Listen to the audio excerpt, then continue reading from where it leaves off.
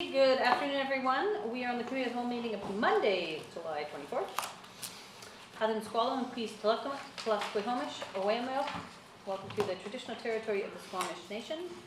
There's an agenda in front of the committee. I'm looking for motion to adopt the agenda. Moved by Councillor Race, seconded by Councillor Pryor. All those in favor? Opposed, if any, motion carries.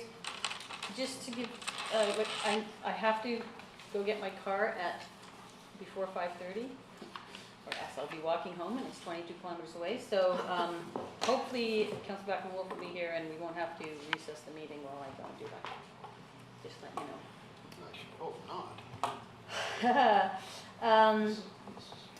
know. First up, we have our van wheelchair lift installation. Mr. Hoskin. Good afternoon, Mayor and Council. My name is Tim Hoskin. I'm the Director of Recreation Services, and I'm here to present on the addition of a wheelchair lift to the purchase of the replacement program van. Just a little bit of background.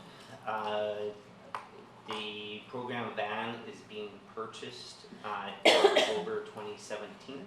And in April, Council adopted a motion to determine if adding a wheelchair lift to the van could be accommodated. The van delivery, as I mentioned, October 2017.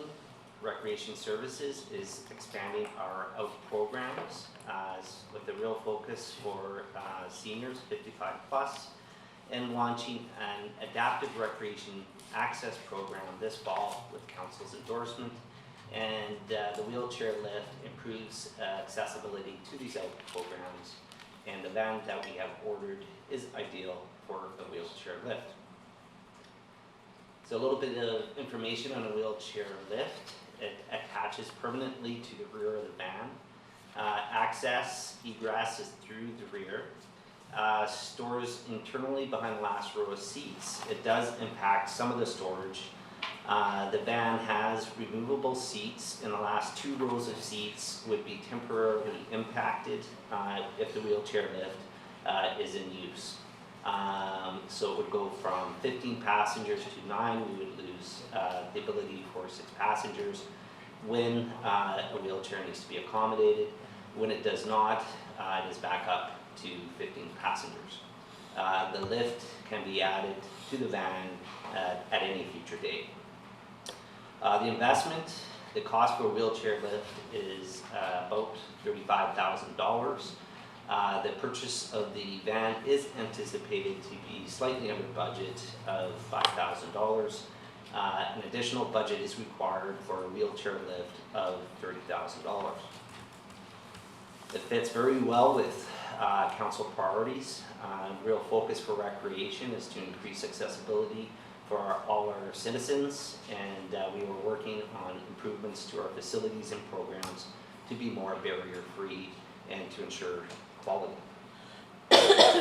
Community engagement, we discussed at our collaboration meeting with the Seniors Society Board.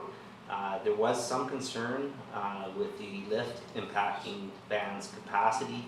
However, the Society, with staff support, have applied for a grant with the request for partial funding of the wheelchair lift. The council did receive a letter requesting the addition of a wheelchair lift from a member of our community. The recommendation is as follows, that the District of Squamish defer the purchase of the lift for the recreation program van to the 2018 budget, and that the District of Squamish apply for grants and seek donations to fund the purchase of a wheelchair lift. Any questions? Yeah, I have a quick question. I'll go to Councillor Chappelle and Councillor Pryor. Is there any federal funding for accessibility issues like this? We will be pursuing grants to There's reduce the one due on the cost. 26th. Federal one is, the next intake is the 26th of July. We should double check to make sure we're not missing an opportunity. However, we did just apply for a grant, so I would anticipate it's the same one. Okay. Yeah, but Okay. For some other program within the district? No. For this one? For this is part of it. Okay. That it would be the New Horizons grant, but I will double check to make sure it's not the same. This is enabling accessibility in the workplace and communities, so anyway, We will make sure. great, Susan. Thanks so much. Did you look into, I'm absolutely sure you did, it's sort of a redundant question, but did you look into vans that already had wheelchair capacity built into them instead of having to buy an accessory unit that takes up space inside the van? Any new van requires a conversion. Okay. If there's really one or two companies within our area that do it, there's only one that qualifies for the van we are buying that doesn't disqualify the warranty. So we are pretty limited on who we can use. Excellent, thank you. And when it goes into the van, it doesn't take up the space where the wheelchair is supposed to go? It goes behind the last seat, so it would impact storage. Obviously, storage wouldn't have the same capacity. Then the last two seats would be removed when a For the wheelchair. needs to be accommodated. Yeah. And So it only fits one wheelchair passenger?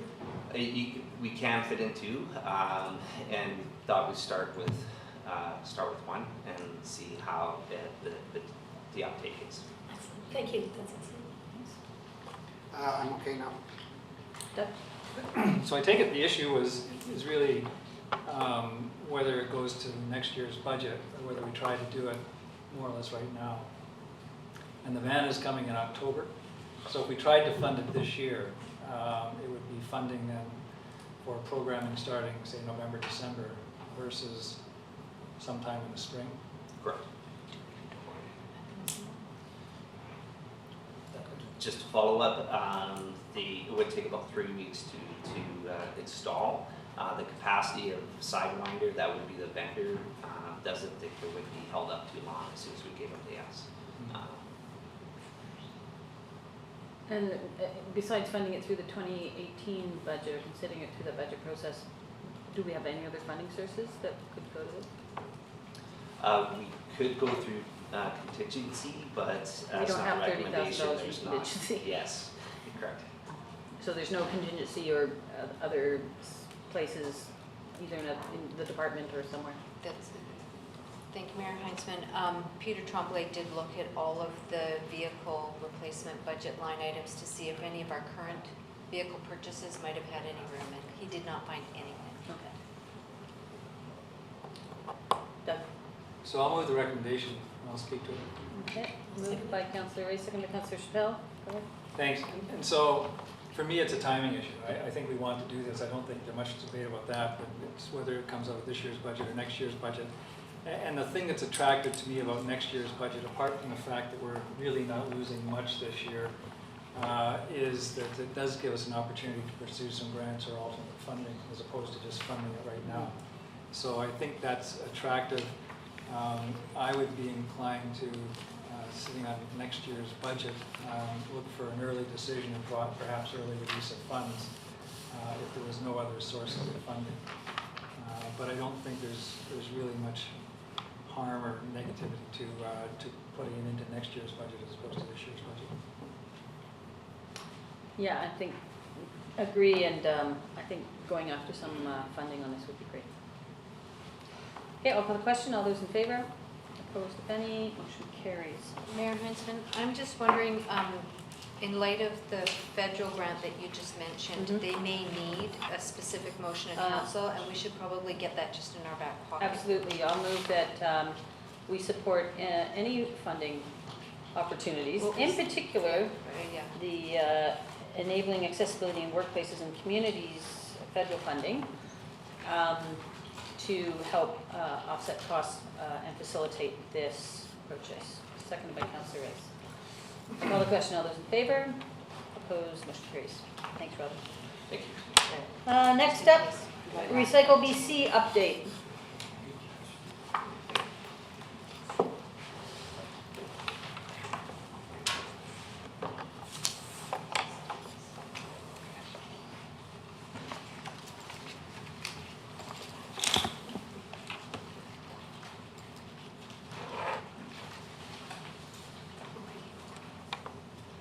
Whenever you're ready.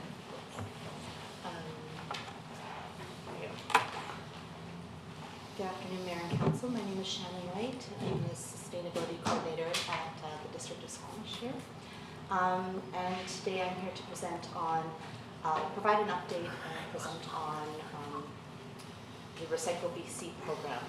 So what I'd like to do is provide a bit of background. And just to clarify, when I refer to Recycle BC, in previous presentations to council, they have been referred to as Multi-Materials BC or MMBC.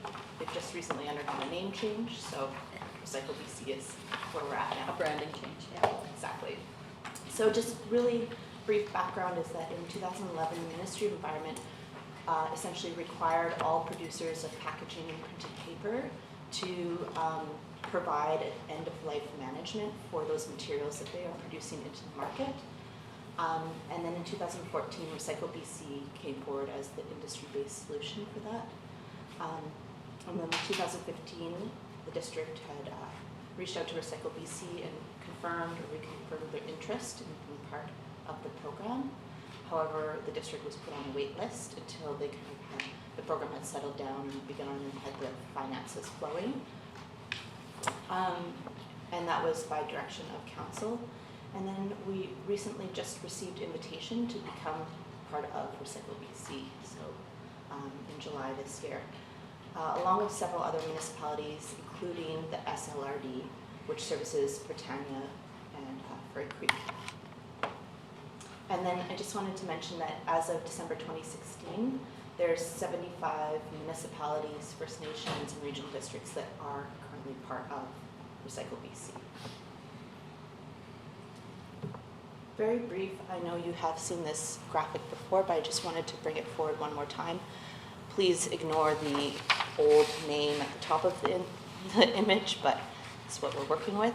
It's just really quick how the program works. So number one on this flow chart is that businesses pay fees to Recycle BC, and that money then is used by the organization to provide financial incentives to municipalities.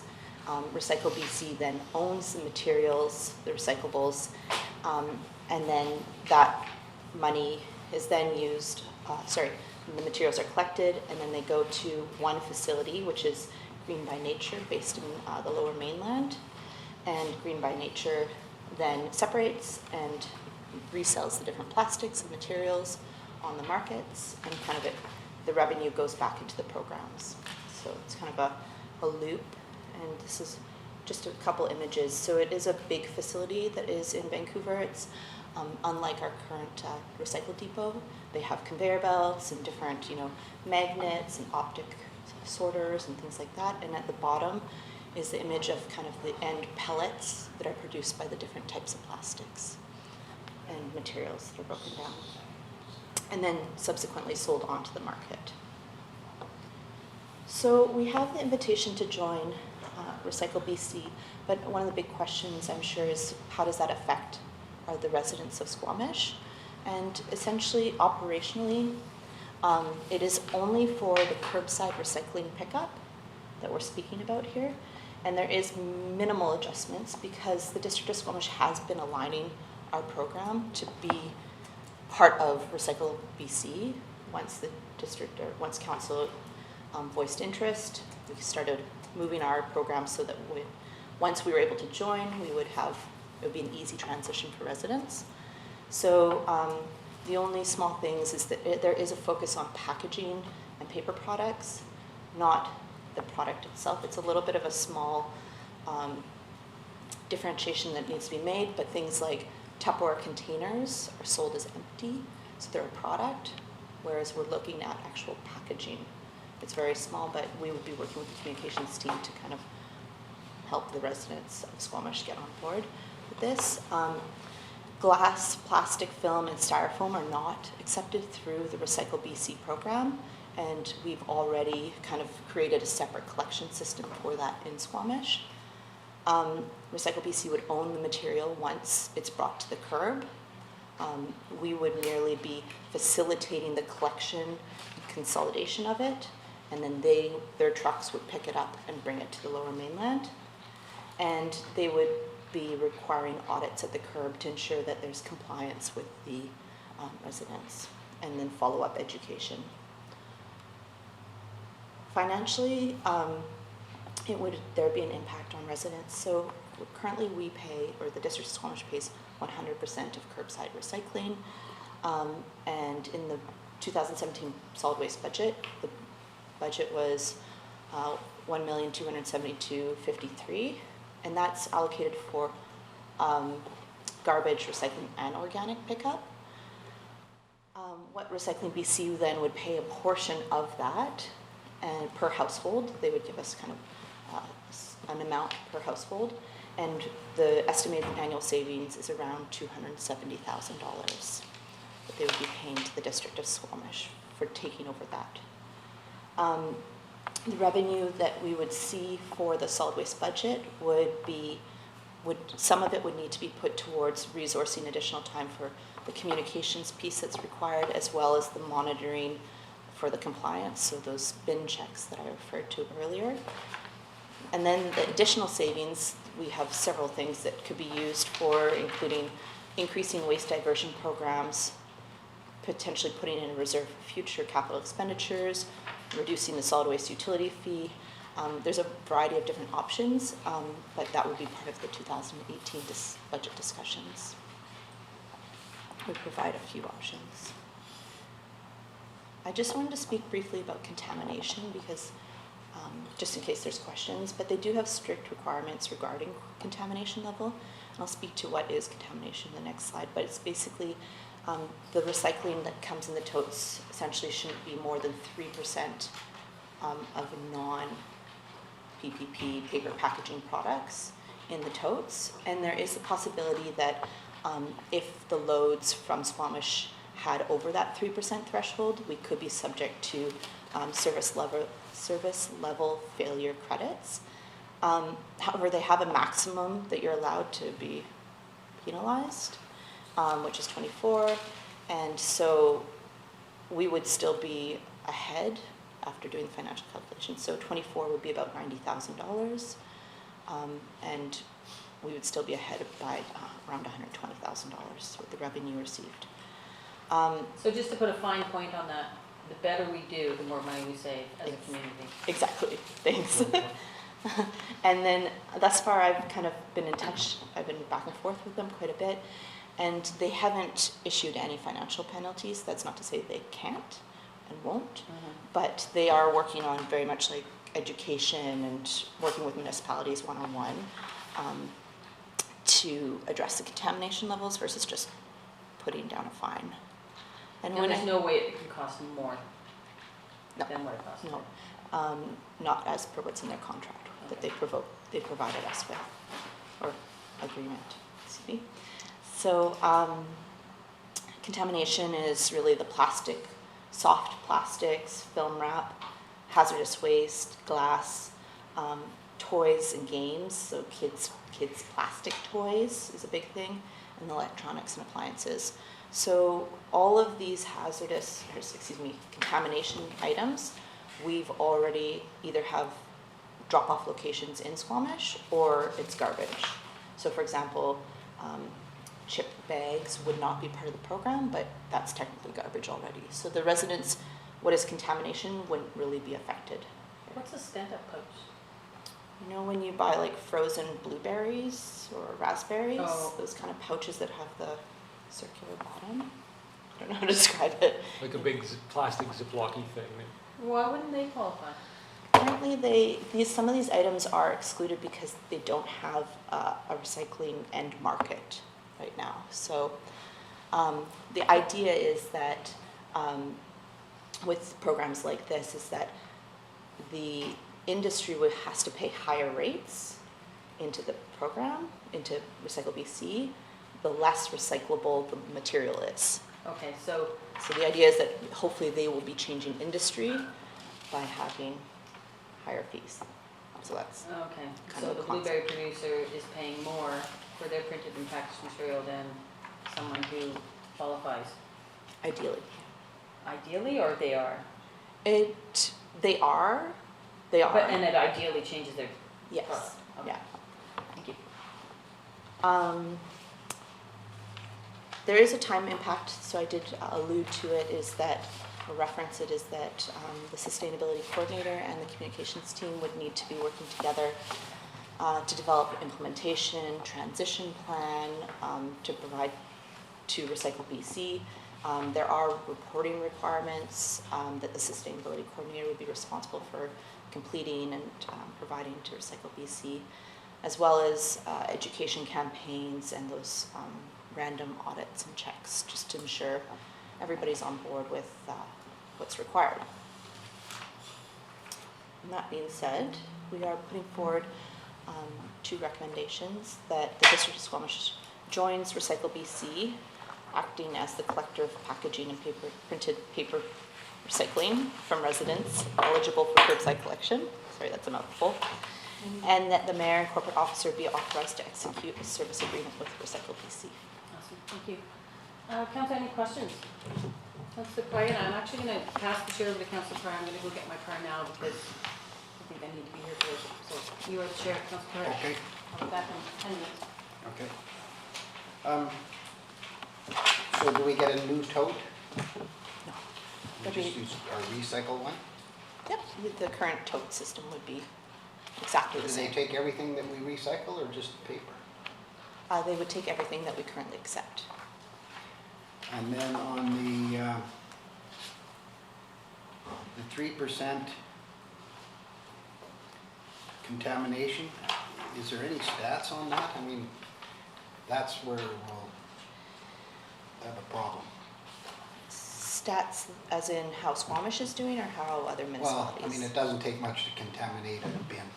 And I have a sneaking hunch we've got a lot of contaminated bins. Yeah. So I just wondered if there's any stats on other communities and how many contaminated truckloads they're gonna charge us for? Anecdotally, I can say that the District of Squamish is probably around 10 to 15% contamination in our recycling, in the blue curbside recycling Yeah. totes. Oh, We haven't done a specific audit on it. However, that comes from discussions with Carney's and and they say everything Folks. over 3% would be charged for? possibly, yes. They have the ability to charge us for a load that has over 3% contamination. Hopefully the charges won't be more than what we're saving. No, and that's the kind of the financial piece I was speaking to. So each load that they found that was over 3% would be charged $3,750, and they can only fine up to 24 times in a year. So we end up with around $90,000.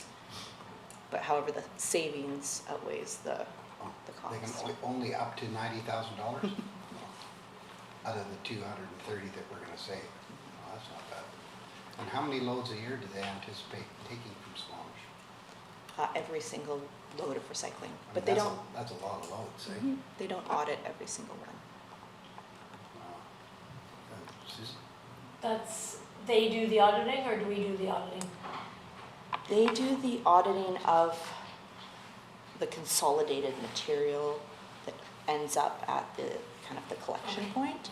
We would be responsible for the auditing of the individual totes to just provide education and follow up with residents. Thank you, excellent. Anybody else? Anybody like to move the motion? Councillor Reese? Mayor and corporate officer be authorized to execute the service agreement with Recycle BC. Moved by Councillor Reese, second by Susan. All in favor? Oh, it's both bullet points. Oh, both? Oh, you can't do it once? Oh, No, it's all on motion, I believe. okay. That's what I was moving, was both bullet points. Okay, both bullet points. Okay, thank you. Okay. Thank you so much, Sharon. Alice, you did all, commission all in favor? Motion carries. You're good.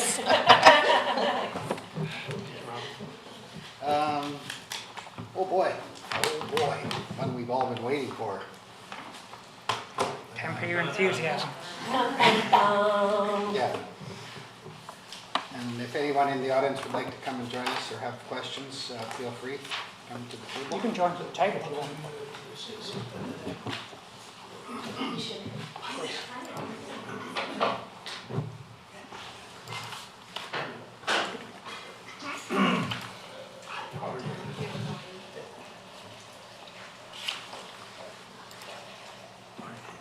This has been Tom's favorite topic for, I think, going on 25 years. Oh, thank you. That is true. Okay, Gary, I guess you're looking after this one? Yes, Thank you. Gary Buxton, General Manager here at the district. Afternoon, gentlemen. Hi. You've probably heard this a few minutes ago, so Yeah. you can take a nap for the next 10 minutes. This scoping for Marine Strategy Phase 2 is a little opportunistic on our part, and we've been working in the background on this for the last few months. And we just saw an opportunity here to get this in front of council before the recess and sort of perhaps get going on this work a little earlier than we'd anticipated, which was originally scheduled to be sort of once the OCP was done. But we think we have an opportunity and a strategy here to sort of move the work along through Q3, Q4. Council's background on the marine strategy is far longer and more in-depth than mine. Phase 1's largely complete, and that was involved a lot around illegal and unauthorised mooring and enforcement and nuisance issues. We've made some progress on that, mostly through our real estate department. And there have been lots of discussions and documents, even in the two and a half years that I've been here on council, about what exactly the marine strategy is and is not, particularly with Phase 2. So what we're trying to do here with the latter part of Phase 2 is really get a common understanding around purpose and objectives. What do we want to achieve, and are we ask and answering the right questions here for council? We're looking to get council's agreement on the intent outlined here in the document that I've given you. I should note that that document's sort of in two parts. The first 4 pages are really sort of the public-facing, more legible part of the document. The last 5 pages are really our internal staff working charter. They say exactly the same thing. One's just a little bit more operational detail. So the back 7 pages are more operational detail. So in terms of where we're heading, the what is really around guiding and coordinating decision making on marine issues. The objectives, which we've suggested here, are likely around protecting and maximising marine areas, mobilising shared leadership. There's a number of jurisdictions that we acknowledge are in, have interests in marine areas, aligning municipal policy decisions. As you'll see, we've done a fair amount of work on this already. It's a matter of collecting that and aligning it with future decision making. Principally here we're identifying the remaining scope, and part of it will be around prioritising actions. The working vision that we're suggesting starts with 4 possible themes. They aren't the solution, they are simply a starting point. They are around shared governance and coordination, environmental protection and enhancement, having a well-designed waterfront, and then marine industry and waterfront have critical economic functions. You need to remember that there's a critical economic development part of this plan. Part of the way that I'm framing the work and the scope is around recent initiatives and the ground we've already taken. We've already been doing a lot, despite not having sort of a coordinated marine strategy document. We've been doing a lot of marine work. So the intent here is to accumulate, consolidate and summarise what we've done to date. And that may be around upland and water lot use and foreshore development.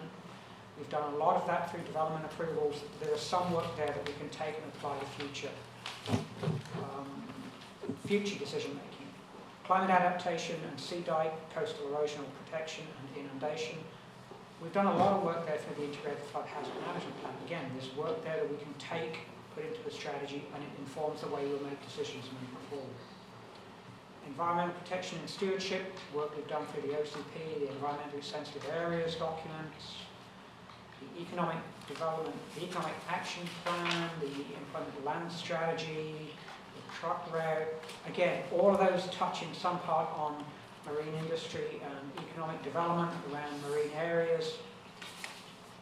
Again, there's work there that we can take, consolidate, and include in the strategy, remediation of contaminated areas and derelict vessels, and again, unauthorised mooring. Work that we've done that we can consolidate already into the document. So that's the first part, is the consolidation. The second part is the more meaty part of the document and the scope, and that's around the focus areas where we think there's identifying and framing issues around areas where we haven't perhaps got as much progress made. One of them is around ongoing governance, coordination and engagement, and how we work with all the partners with interests, including the Estuary Management Committee, how that may or if operate into the future in conjunction with all of the other interests in marine areas. There is still work to do on upland and waterlogged use, despite the decisions we made to date. There are a number of significant areas that still are awaiting development. Dredging programs will be an ongoing issue. Environmental protection and enhancement, we know there is more work to do there. We're not done. We've done a lot of work, but there is more to be done. As there is with unauthorised mooring, again, we've made some progress. How do we take that and plan into the future with that? Public access and recreational use, we've made a number of decisions around that through some of our planning documents, but again, how do we then resolve the remaining issues? And there are still access issues. I was discussing that at the previous meeting. We've made some decisions around coastal erosion protection and inundation protection, but then how do you manage that in conjunction with recreation and public access to water? Sheep pile and green shores are great, but then how do you manage access to water with those decisions that we made? Urban and landscape design, and then cumulative effects evaluations. That latter one is where I think there may be some significant crossover with the work that we've just started to do with the Howe Sound Forum. Councillor Race, were you at that?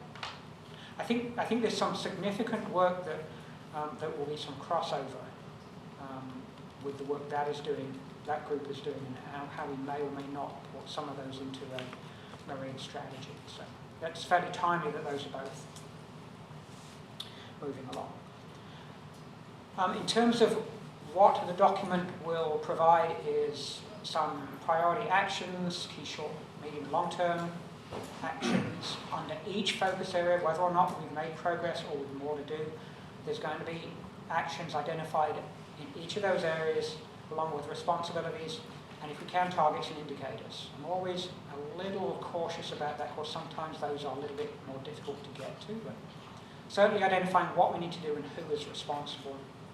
And then in terms of implementation, partnerships to achieve them, potential funding, and any monitoring, ongoing monitoring that may be required. In terms of the public engagement that we're anticipating for this, it's really on the inform and consult part of the spectrum. We're proposing to create a small working group of subject matter experts that have a keen interest in marine issues. I'll get to that long list that I've generated later. There's likely a kick-off with the Marine Forum, so we get as many of the partners together initially so we can start to identify all of the focus areas and the issues that we need to address. Key informant interviews for those that can't make the forum or forums.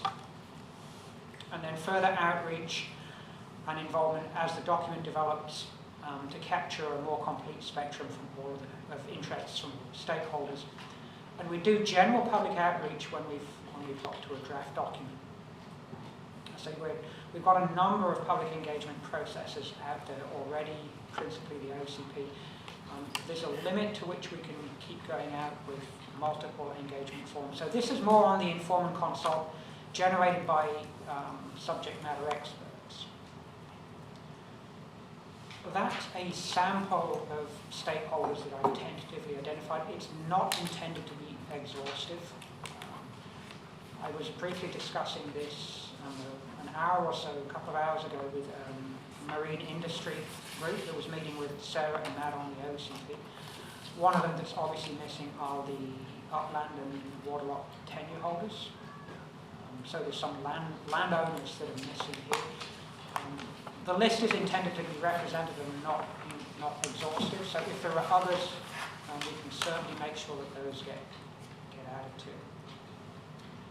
The next steps then were, if we're okay with generally what we see to complete and wrap up the scoping document, issue an RFP. We would issue it in the normal way, but there are probably a number of people that we would like to invite to. I don't have any names myself, but I say at this meeting it was suggested that there may be people we could invite to submit on this as well. So we'd issue the RFP and engage with the consultant, commencing work through Q3 and Q4. Essentially, if this scoping is close enough to the mark, we're good to go probably 2 or 3 months earlier than we thought we would be able to. So that really is the intent of where we would like to take this. So if council has questions, I can try and answer them. Councillor Rees and Councillor Carter. Thank you.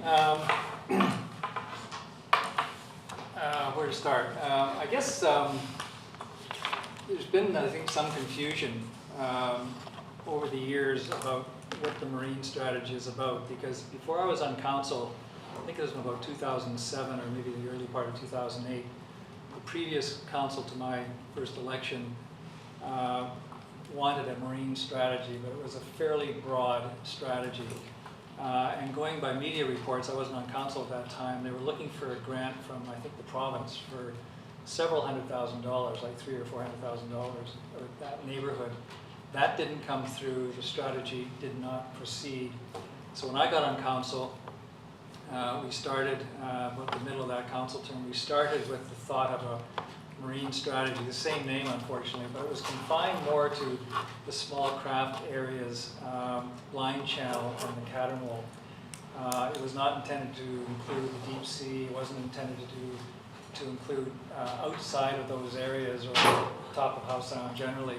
It was designed to deal with things such as the boats, the derelict boats, that issue, the jurisdiction issue, land use issues, and also management issues. I mean, at that time there were, for example, a seaplane operator wanted to come into the Blind Channel, and so the question was, is there room, can that fit with what we propose to happen down there, etc.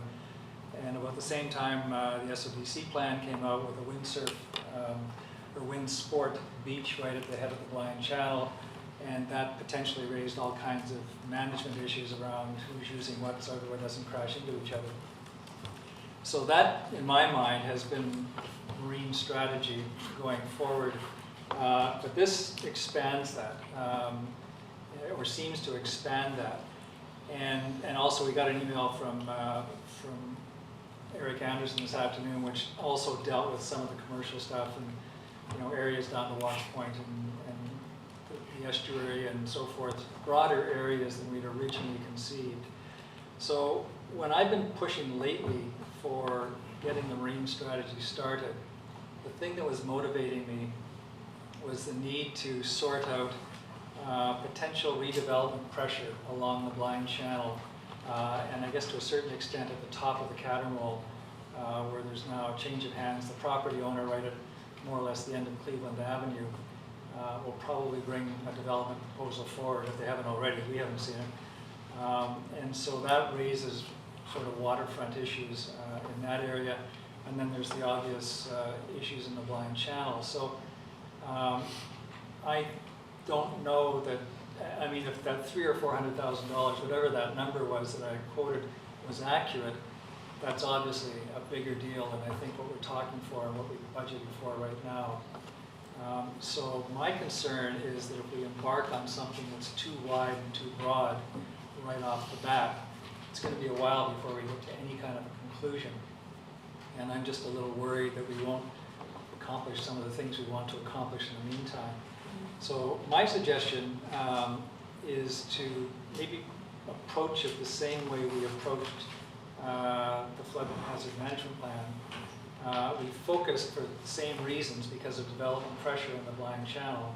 We focused the start of that study on the sea dike issues along the Blind Channel, and so we had some answers relatively early in the process.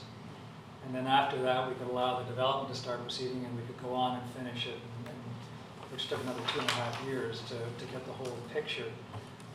We might be facing something like that here. I'm more concerned with the Blind Channel, at the start at least, with the Blind Channel and with the Catamount, a little bit of the Catamount issues that might arise just in the redevelopment pressure that we're starting to see now. And so I'm thinking about uses of the water lots, you know, for example, houseboats versus marinas versus liveaboards, any commercial uses, things like that. I'm thinking about management, and early on in discussions there was talk about, you know, having to enforce bylaws, enforce all kinds of things, and the question of how that might be funded. There was also the issue of the dredging, and unless we find some permanent solution to it, like somebody getting into the gravel extraction business or something like that, how do we fund the repeated dredging that's required just by the force of nature, spilling more stuff into the Blind Channel? And how would that be funded? Because over the years, there's been, of course, this is the third different council. Some councillors in the past have expressed opinions that the water lot users should pay for all of this, and property tax payers for land holdings and houses and residential, of course, shouldn't be burdened with these essentially water issues. So that's one perspective, I guess. The other is it's a community asset and everybody gains from it, not just the users. So somewhere in there, there's the funding options for all of this, whether it's something like local improvement on the water lots, or is it a broader tax base?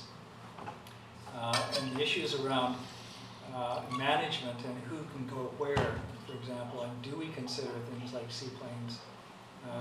How will we deal with the wind sports, and do we have to start buoying things? How do we deal with, if you look at the maps of the water lots, really it's privately held, either as tenants or ownership, for most of the Blind Channel, except for a narrow strip down the center, which, if I understand it correctly, is the navigation channel, and people shouldn't be anchoring there anyway. So ultimately, you know, as the development happens, you're going to close off all of the stray anchoring that goes on right now.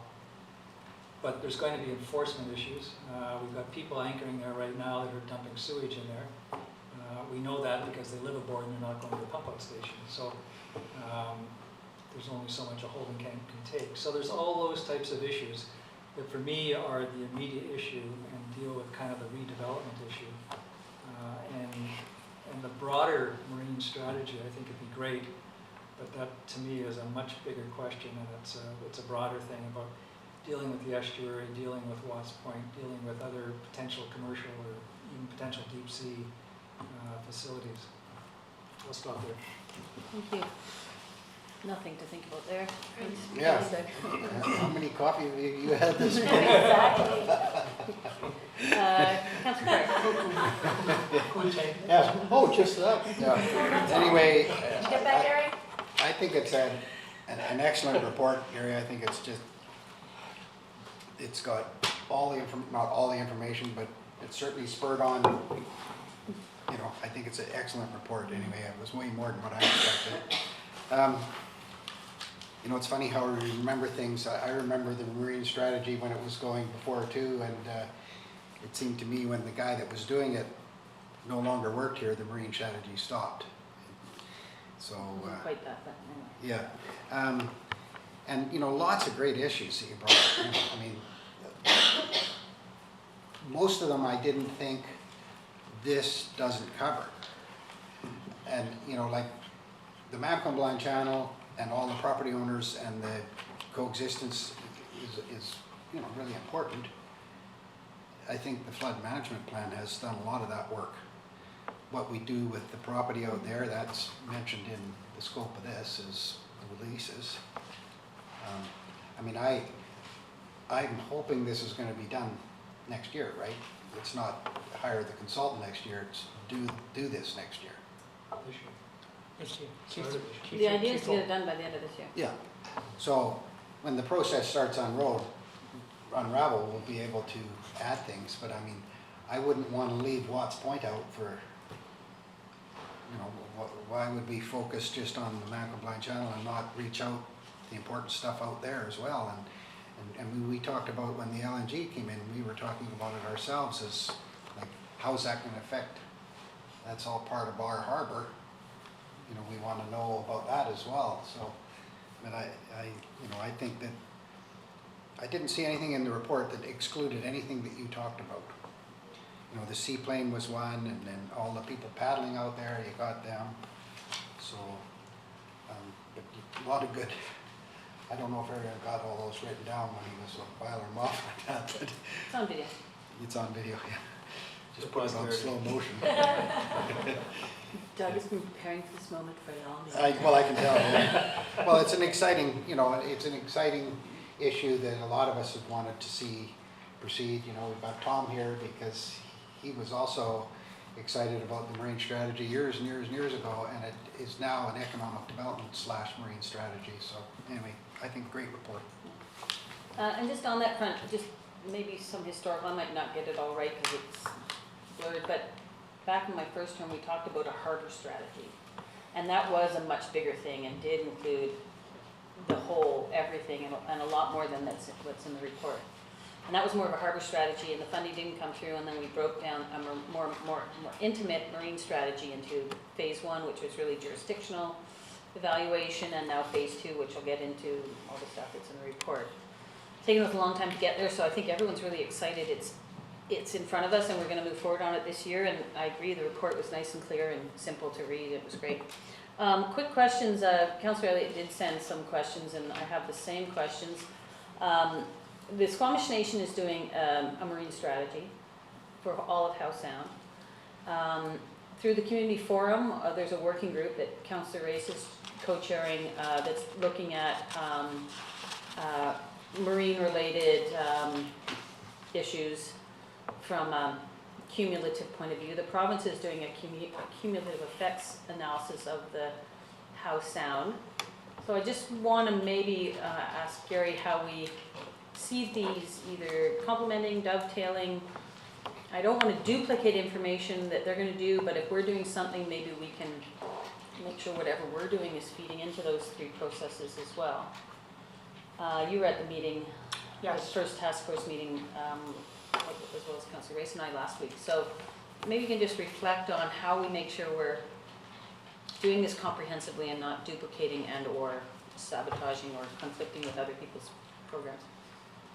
Well, I think we're going to need to liaise quite closely, particularly if the Squamish Nation is performing its larger marine strategy, albeit for a much larger geographic area. Then we would need to liaise with them and make sure that sort of our little corner is not out of sync with the larger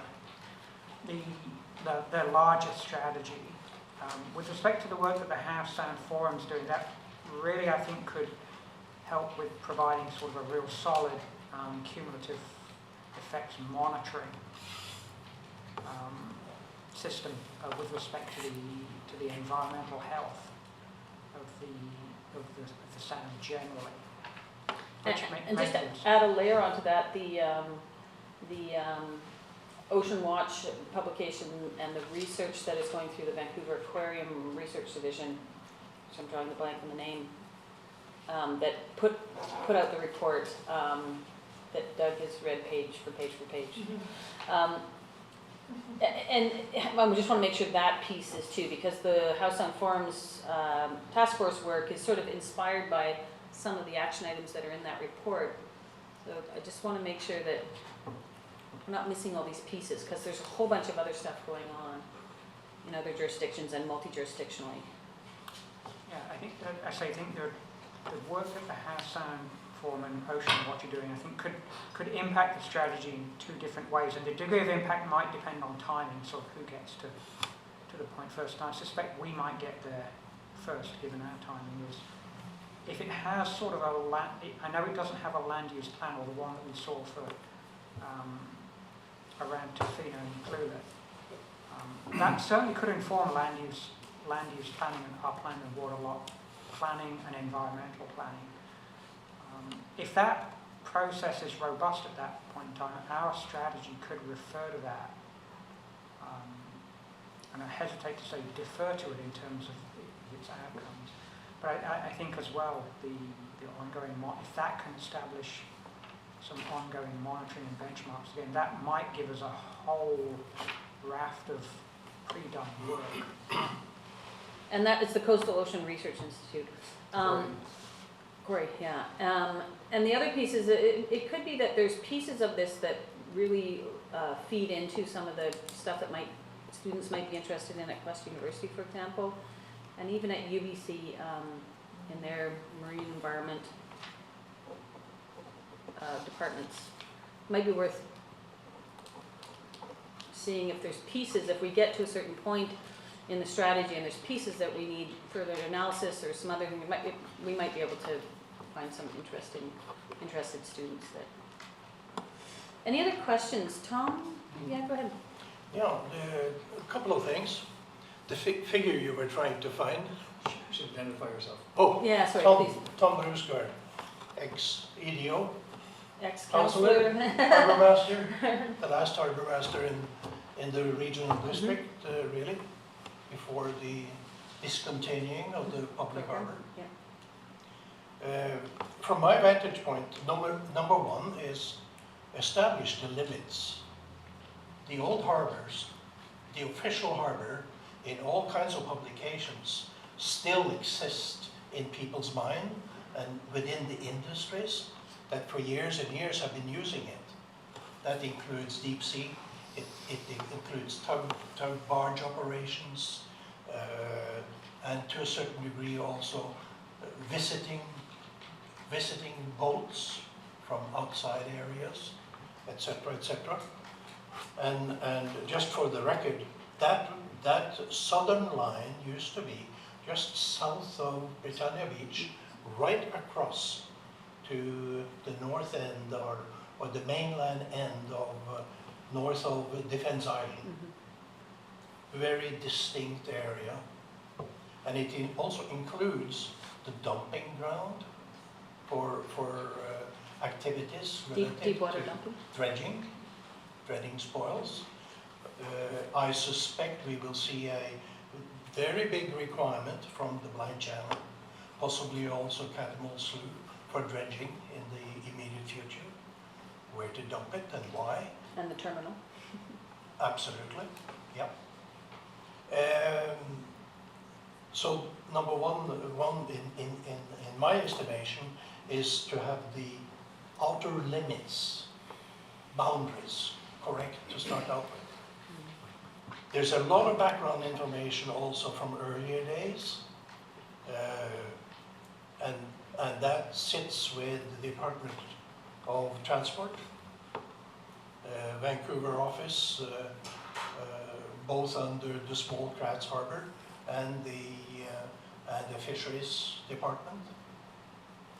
Besides, a lot of operators who for years have used, after all, we used to have, when I started getting into these things, the Howe Sound transported somewhere in the vicinity of 6-7 million tons a year, in and out, with probably in excess of 1,000 come-ins and goings of deep sea ships, tugs, barges, in addition to the tourism or marine recreational side, and fishermen,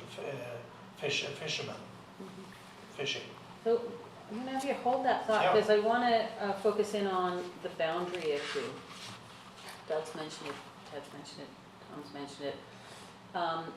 Gary, with regard to the boundary that we've scoped so far, if we start, I'm just trying to understand the impact on the budget and the scope of the project we put out to RFP. Should we continue to expand the boundary, or how will that impact our budget? negatively. Negatively? Um, Oh, I see. Okay. Not negligibly, negatively. Okay. Negatively. I get a little, I worry a bit about the scope creep on this, and all of Yeah. a sudden we have a big project that will just, if we've Not got the to other get side. down to Britannia Beach, then this is a joint SLRD district initiative, because obviously we don't control what goes off down there. So if we want, that automatically complicates it. And the more federally regulated issues we bring into it, again, it gets complex, and complex simply means time, and time means money. And we have $25,000 on this. And I mean, Councillor Race, if I understand, you were thinking to actually constrain the scope more than I have. focus it on Mamprim and Cattermole, Yeah. period. And sorry, just outline where the scope is right now, Gary, so people know clearly. Really, it's the house land within the district boundary, so it's Watts Point over to Woodfire. Over the wood fiber, yeah. And Councillor Race is suggesting contracting it, Tom is suggesting potentially expanding it. I'll have Tom continue, and then I'll go to Ted and Doug. Okay. I just wanted to put a point on I that, understand. and bring some complexities if we start to. Yeah. The present situation that I've read and understand is that essentially it's kept within the borders of District of Squamish. So that includes Woodfibre, and it includes Watts Point, including, and this, by the way, is Grant McInnes. Watts Point. Yeah. Watts Point at the south end of the dryland log sort, which includes substantial areas for what I call industrial mineral operation and construction aggregate, which there's a larger and larger demand for, and I'll let him fill in on that. But while I'm at it here, so then the next question I would say is the controlling and the safety factors within the limits. Because if you keep it to municipal property only, then you exclude the dumping ground, which is south and west of Watts Point. And I don't know how council feels about having a say in that. It's been under federal jurisdiction from the get-go, I guess, and was in use as of, 5-6 years ago. Yeah, and I know we, in discussions with Fortis, in discussions with the port, in discussions around dredging, we're trying to discourage the deep water dumping because we have so many uses for Yeah. good fill and good, even this morning in a meeting I was at, they were talking about if you dredge here, that's actually really good soils to put over here to help encourage more habitat to happen in these dead zones and stuff. Yeah. So I think, I appreciate that, and maybe it's simply we just include that piece of it instead of creeping the scope out, because I think we want to have some influence or some policy around deep water dumping. Anyway, just something for Gary to think about. I won't have you respond quite. I want to, if it's all right, I'll go to Grant. You want to add to that, Grant? In terms of the dumping? Or just in terms of your perspective on this, and I'll go to anything you Well, want to speak to. the thought I had was, I thought it was contaminated materials that were dumped there. Yeah, for the most part. Oh, is it a contamination dump? Yes. I didn't think they still allowed Yes, it that to is. happen. Wow. It's, I think, the only place that they can dump. They dumped the acid rock material from the Squamish Highway expansion.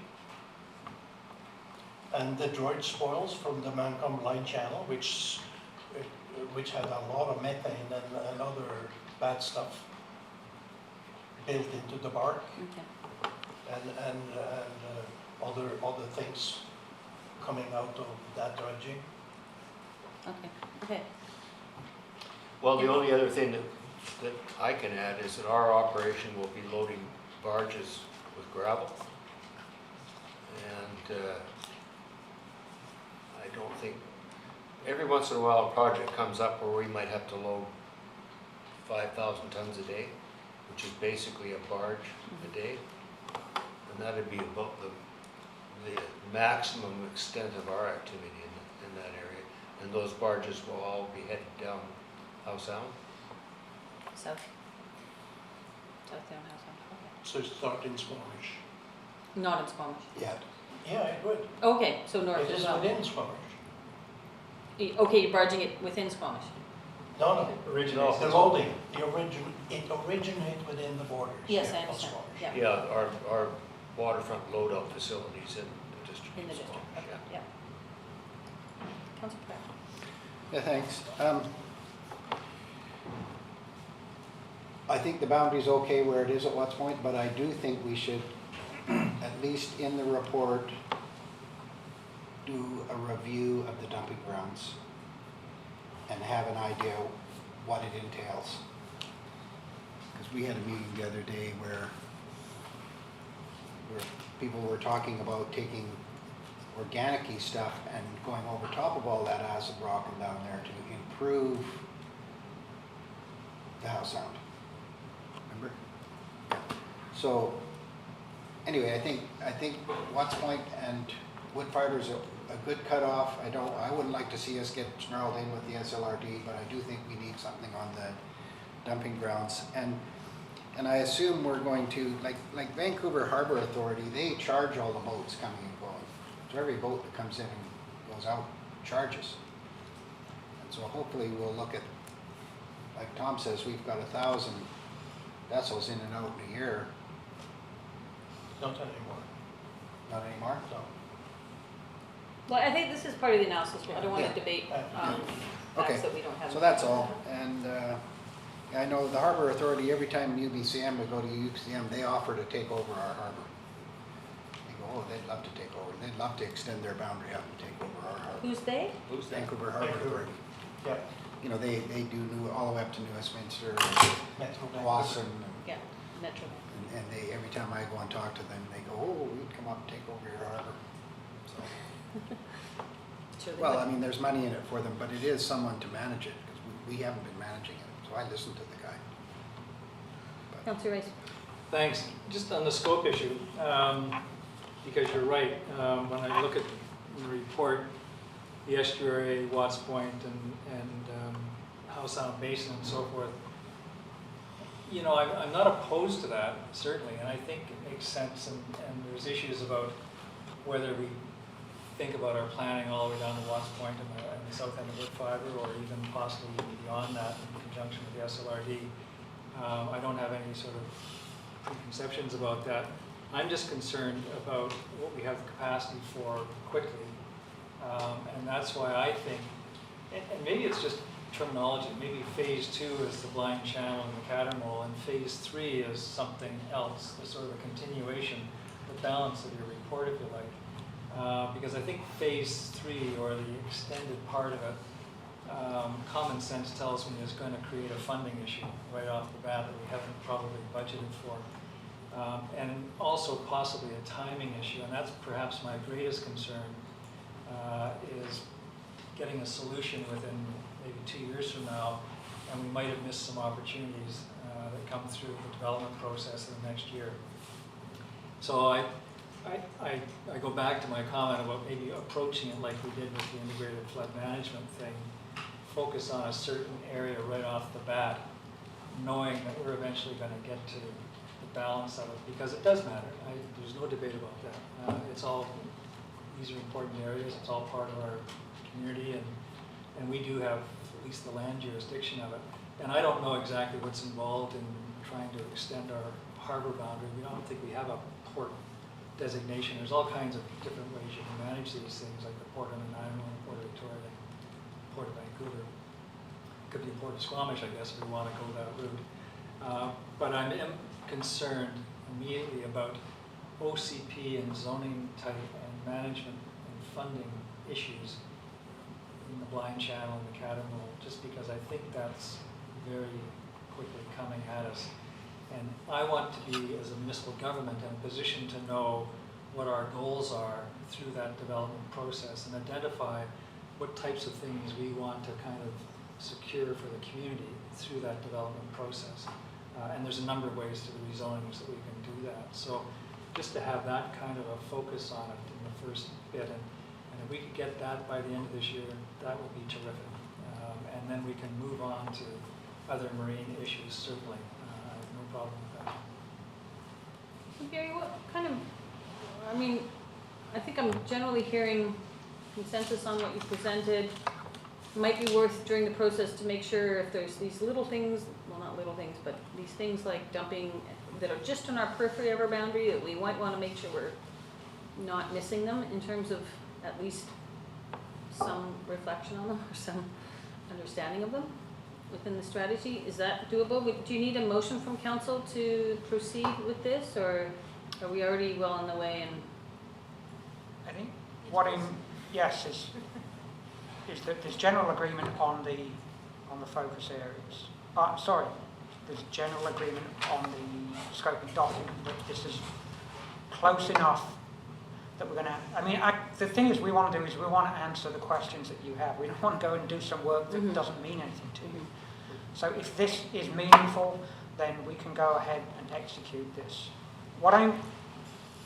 If I'm understanding Councillor Race correctly, it's sort of bullet, if you look at the remaining focus areas, it's bullets 2, 3 and 5 are what I'm sensing Councillor Race is asking to focus in on, and then sort of put the remaining bullets into, sorry, I should have numbered them.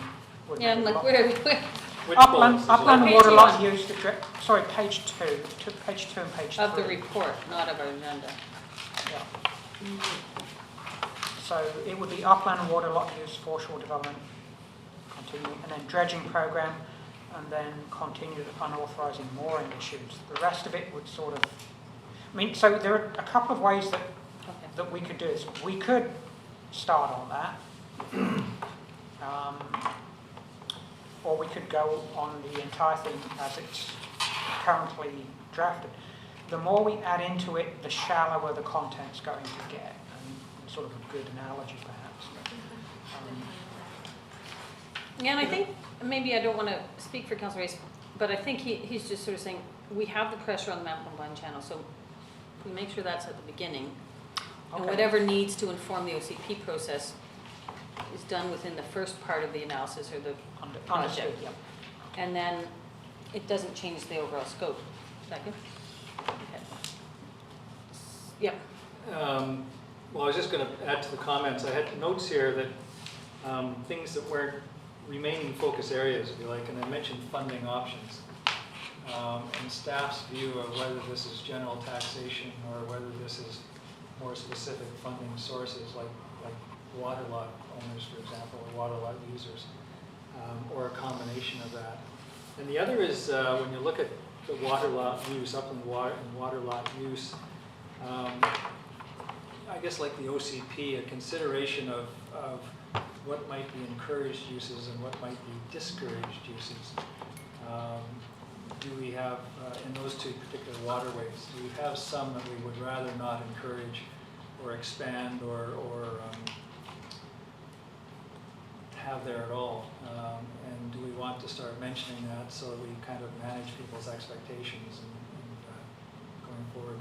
And the seaplane is the one that comes out. I mean, there was, my first term in council, there was a strong push to try to have a seaplane service, much like going into Victoria, somehow on the Blind Channel, and everybody kind of said, holy smokes, how would that ever fit? But so do we encourage investors to come forward with things like that or not? Okay. So it's kind of that, it's almost like a marine OCP, if you like, for those particular areas, because they, in my mind at least, would require at least off the bat a more intensive kind of study than farther down the sound might at this early stage. Okay, I can. Okay, I'm trying to wrap this conversation because we're 15 minutes overdue on this. Is it 100% new information, Councillor Craig? It's just, Is it just yes or no? Say yes. Is it yes or no? yes, it's new information. Better be. Okay, go. It says, on the list here, identify with each focus group key and long-term, you know, so I think it says what, I mean, you're saying focus here and focus here, but it says that. So you're agreeing with him? Excellent. Councillor Chappell? I would agree with everything that's been said here. I appreciate Tom coming to the meeting. I am wondering how much control we have over any of it right now, since our entire Mampan Blind Channel has already been given up to, well, not given up, it's being utilized for development. The shores have already been decided. I'm curious as to how much control we have left, and maybe Councillor Rice would know better than. No, it's zoning. Yeah. We have control. Not all of it's zoned yet. Not all of it's have uses that need permissions. There's still quite a bit. Yeah, that's what I heard floodplain, and I'm wondering, and it's mostly out of ignorance, I'm not a water person, is knowing if there are, what could be conflicting uses in that area. You mentioned floodplains, I agree with that, and are there other things that we have to protect against that we're not really? Yeah, and I think that part of the marine strategy is outlining some of those friction points. Friction points. Yeah. So it's mostly just the center, like the waterways in the channel that this is focusing on? No. There are a couple of, I mean, the north of the Moreau, there's a significant, there are 2 lots, one is significant that remains developed. There's a south of the marina, the harbour. There are 2 properties or more properties there that are a significant piece of Site B, and then I think there's even more on the east side, maybe a couple of other smaller parcels on the east side of the Blind Channel. So there are, yes, we've done some work, but there are quite a few parcels left. And that we just want to sort of learn about educating. Well, and people may want to come and ask for new uses in the future, and Yeah. this will help us. Oh, no, I guide totally decision. agree. Yeah. Yeah. Okay, Yeah. so do you need a motion just to say that staff proceed with the RFP for marine strategy as outlined in the report of today? Moved by Councillor Reyes, seconded by Councillor Chappell. Thank you very much, Grant and Tom. All those in favor? Opposed? Motion carries. We are on to strategic plan update. Ms. Lunday. Thank you. Let me just pull something up here. Thank you.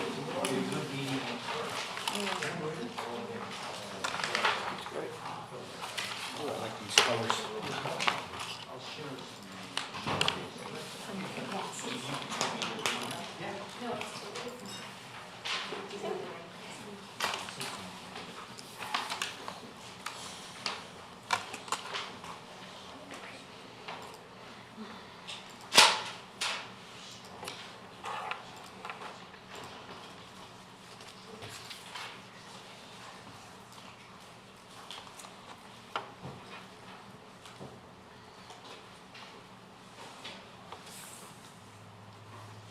Thank you, Mayor Heinzman. On the heels of last week's committee of the whole meeting around strategic planning, where we landed last week was talking about, oh, this is the wrong one, sorry.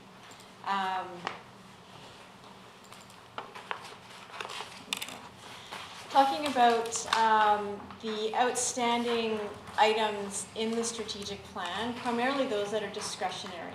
And we refer to the non-discretionary items that were listed, and they're still in your package there, are those that are currently budgeted in the 2017 financial plan, council directed, underway, or contracted.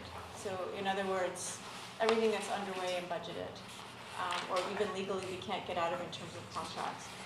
What we're calling discretionary are those issues that, or sorry. Hold the phone, the pizza's arrived. Oh, I want you to, distraction. I can't compete with that. Okay, go ahead. So the discretionary items are those that are outstanding according to the strategic plan, have not yet commenced, are scheduled to be put into the 2018 budget or confirmed in the 2018 budget. After last week's meeting, what we did as staff is took out action items that don't necessarily impact capacity. So Examples include the emergency management projects, because we know that we have a dedicated coordinator, and continuing with those projects ensures that continuing with those projects doesn't impact our capacity whether we take them out or not. The ones that do, obviously, are the areas that are the most loaded up. That would be engineering, planning, legislative services. So I've put them in here in no particular order, and then asked council to rank them. There are 14. And Councillor Race gets the gold star because he sent me his rankings. But what I've done is provided a hard copy for you if you want to take some time now, ideally between last week and this week. So if I'm the only one, does that mean mine win? Yeah.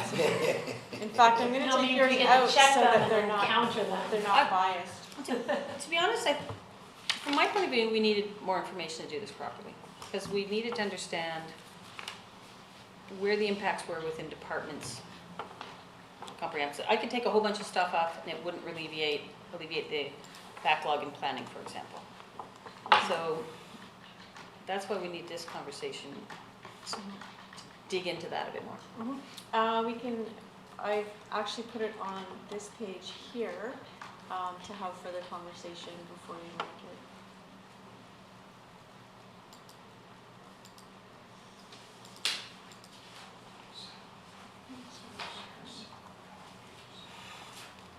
Not sure if that's too small. You know, I could say, take out all the emergency planning stuff. I'm not saying doing that, don't write that down in the newspaper. But I could say that, but that doesn't solve the capacity box issue. Right, through you, Mayor Huntsman, on the list of ranking, I did take out those items that, as staff, we believe wouldn't have an impact on capacity in any event, so the emergency management.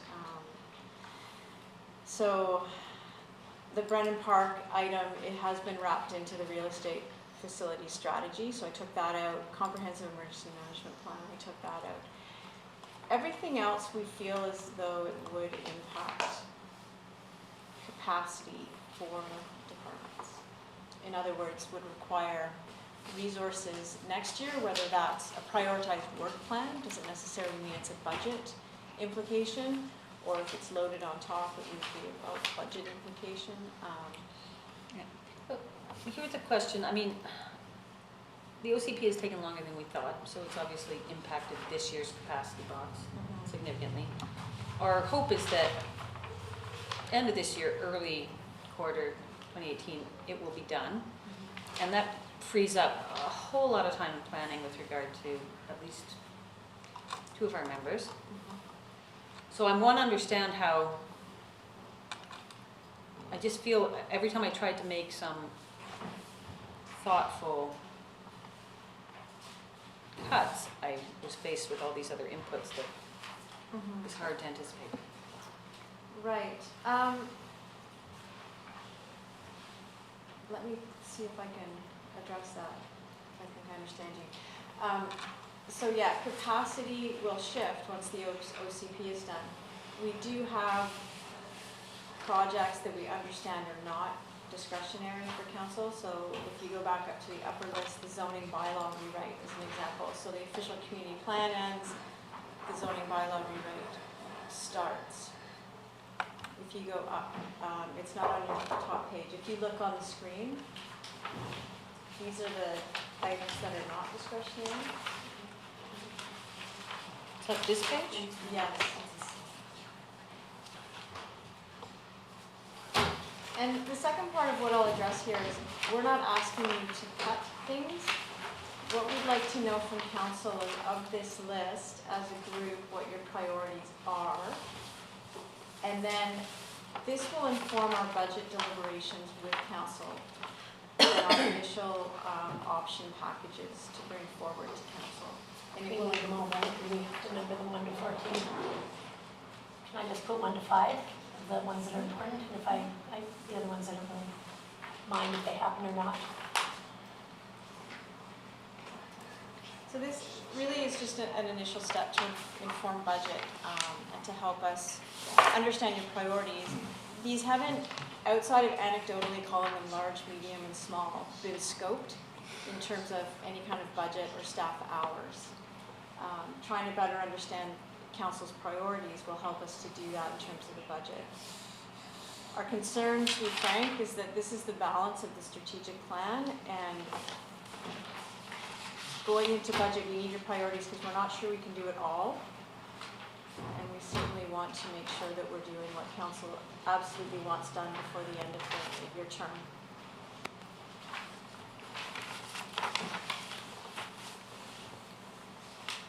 Let's give council a moment to maybe go through this.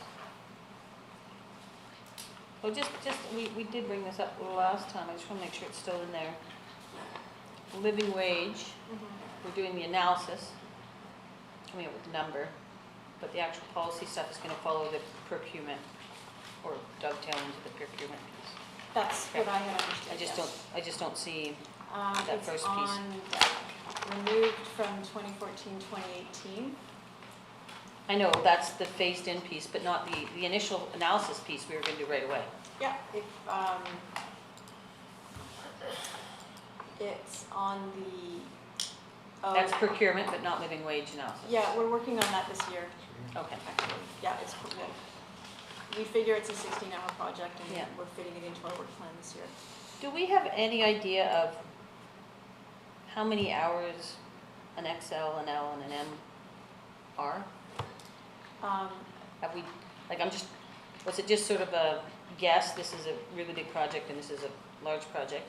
Or do we go, a large project is 120 hours, a really large project is 300 hours?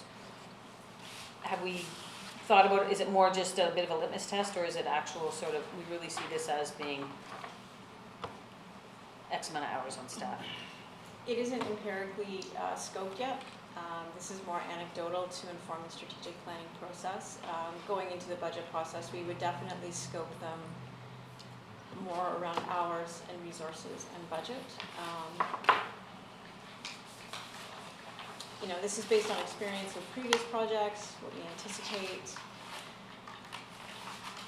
And if we don't take anything off, you would come back with a budget to reflect this.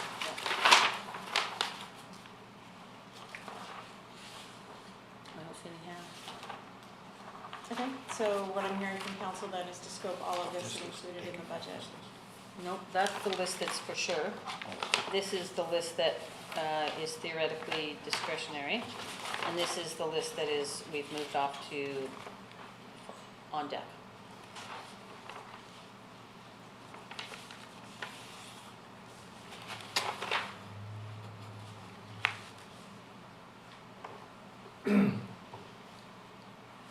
Susan on deck.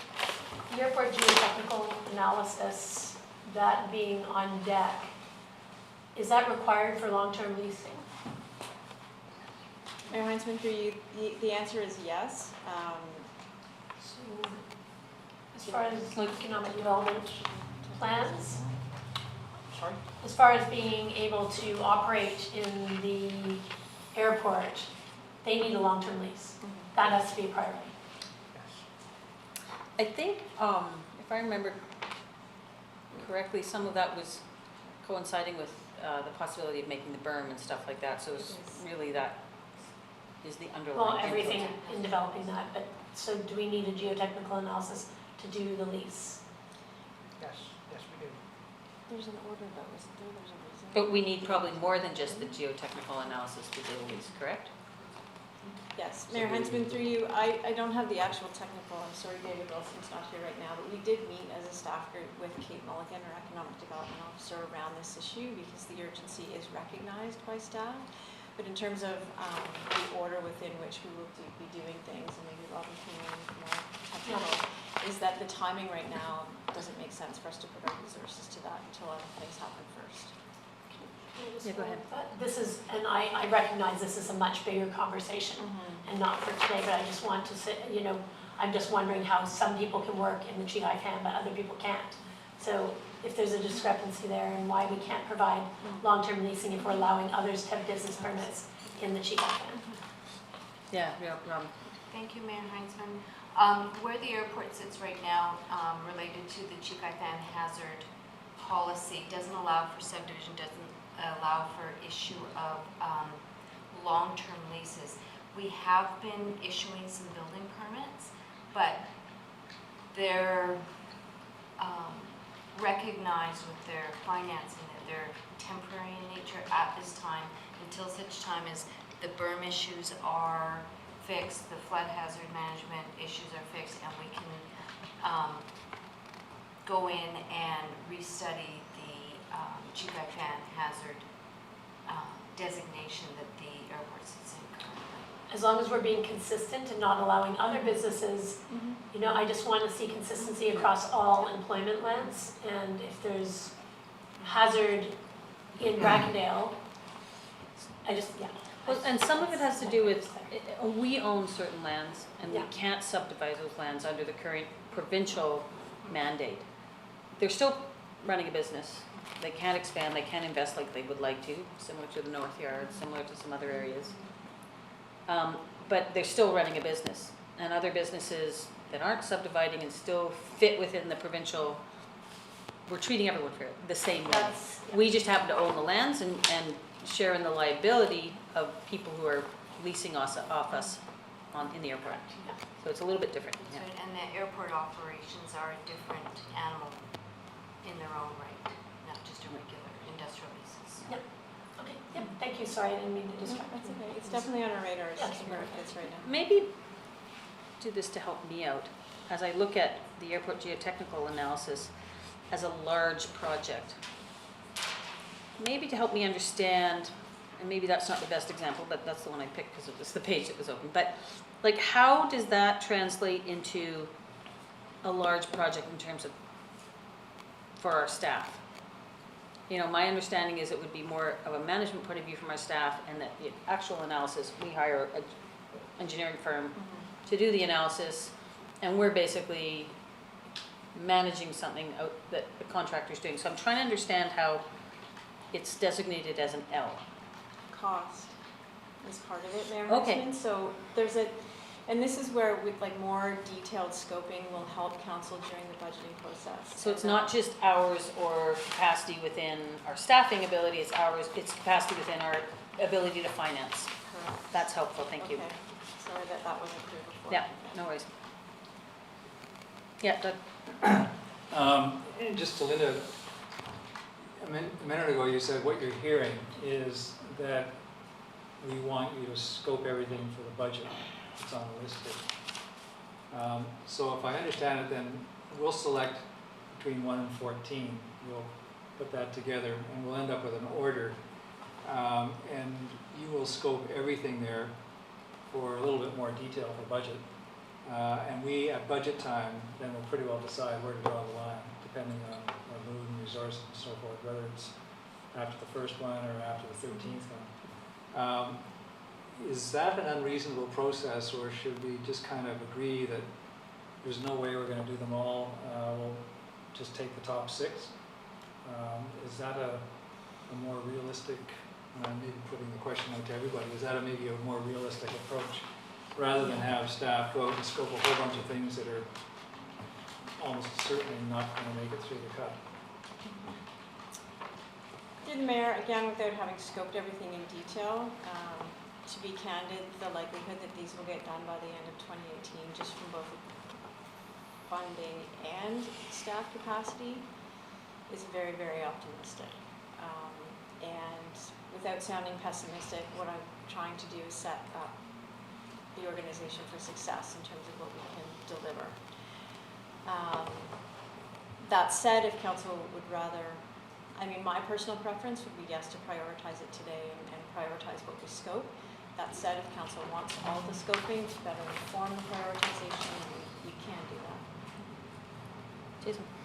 I'm okay with the ranking system. I apologize I didn't get it in before the meeting, but I have it done here, and I agree more where Councillor Race was going. You know, kind of making it a little bit more manageable scoping exercise according to what council's priorities are, and of course making sure that our 2 colleagues who are not here today get their homework in too before we start doing that. So just so the first 2, parking strategy and green building policies, They're both in the planning department. Parking strategy implementation is mostly capital. Parking's probably more engineering. Engi- Yeah. Yeah, okay, well, it's in planning here. So Crosses the boundary, yes. if it's more engineering, and is it more capital oriented? Like, In terms of a structural solution, yes, but if you get into a programmed solution of paid parking, that's going to draw in vital enforcement, it will draw in finance, it will draw in planning. So but if we say no to that, for example, we're not gonna just stop chipping off our parking strategy. We just might not do some of the really big complex pieces next year, correct? sure, yeah. Council can, Like, we're still gonna, bylaws still gonna act, we're not doing our parking implementation strategy. It's just some of these big ticket items within that might not get done in the next year, correct? Correct.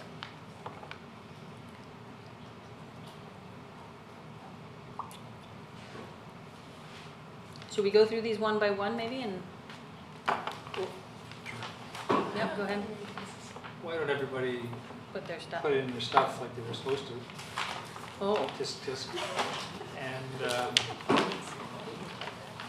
and see, and I think for me, once we do that, the decision is how far down the list we go yeah. to ask staff to scope it, rather than have them scope a bunch of stuff that is just We should just do. not gonna happen. Yeah.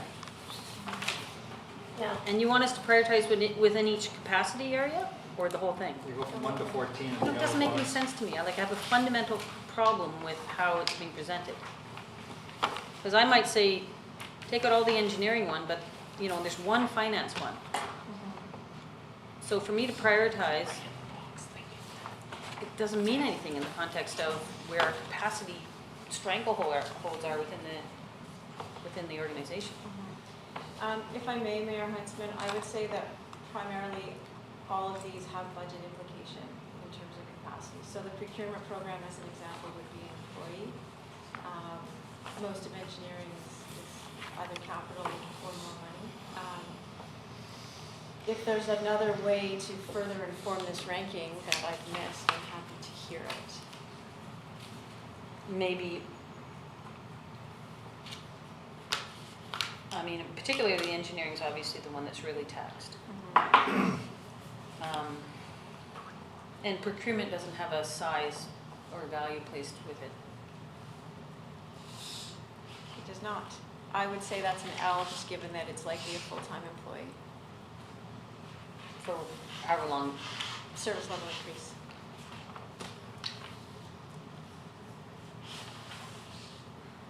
Done. But I think we've already done that to some extent, and for example, with emergency services, we took that one out of there because it didn't create any capacity issues. But the other ones, let's just assume that they all have capacity issues. And we might take our first 5 and they might all be engineering. And so that's going to have a budget impact, which will include either outside consultants or additional staff. And we just have to deal with it that way. And if we hit one that's not going to have a budget impact in that respect, we might select that one next spring and not one of the other ones. So I think somehow I think it will settle out. It's probably not, I don't think there is a perfect solution to it, but I think it will settle itself out. Okay. You got to count from 1 to 14. I fundamentally have a problem with the whole process, so I have to get my brain around that.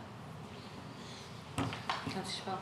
Thanks. Yeah, I look at some of these and think they're really not worth spending a ton of energy on, and that, some of the engagement strategies, to develop a strategy to work with youth in, the basically legislative services ones, the engineering ones, and that may just be a bias, but the engineering ones are, without those services, how do you grow a community? And part of developing those services needs to engage everybody in our community, including youth.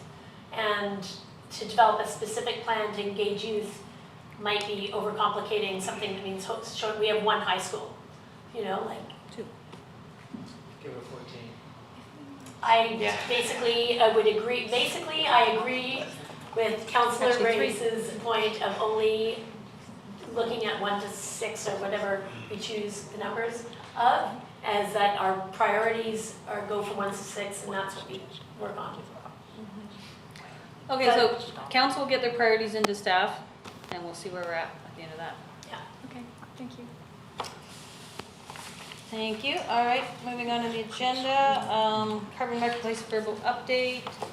I just asked Chris and our new person to give us a little update. They do plan on bringing, they were hoping to get the report to us before the break.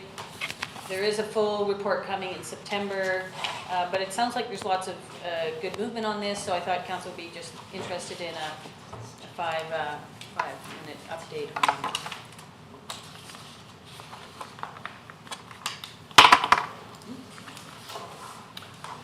Thank you, Mayor and Council. My name is Chris Wickham. I'm the Director of Engineering. And I'd like to introduce Kate Brandon, Kate. Sustainability Coordinator. She's doing a job share with the Oregon and is part of Kate's portfolio is the carbon marketplace and also all things carbon neutrality for the district. Awesome.